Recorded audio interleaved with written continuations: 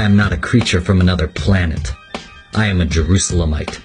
I have a few things to get off my chest. Because I am not a diplomat, I do not have to mince words. I do not have to please you. I owe you nothing.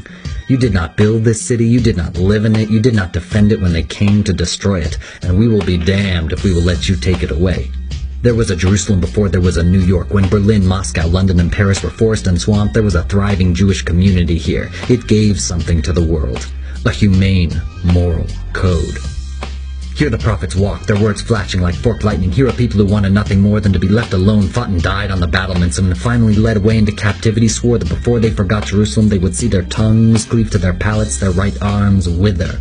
For 2 pain-filled millennia we pray daily to return to this city. On every Yom Kippur and Passover we fervently voice the hope that next year would find us in Jerusalem. Your inquisitions, pogroms, expulsions, the ghettos into which you jammed us, your forced baptisms, your genteel anti-Semitism, and the final unspeakable horror, the Holocaust, and worse, your terrifying disinterest in it. All these have not broken us. Do you think that you can break us now?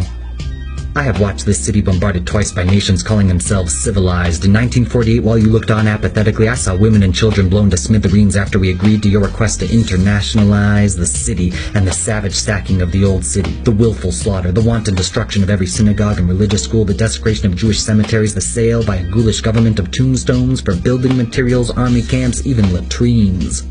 And you never said a word.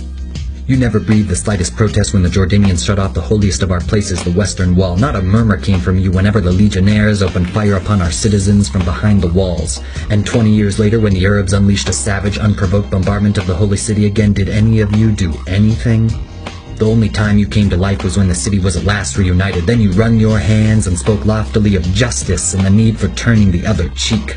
For the first time since the year 70, there is now complete religious freedom for all in Jerusalem. For the first time since the Romans put a torch to the temple, everyone has equal rights. We loathe the sword, but it was you who forced us to take it up. We crave peace, but we are not going back to the peace of 1948 as you would like us to.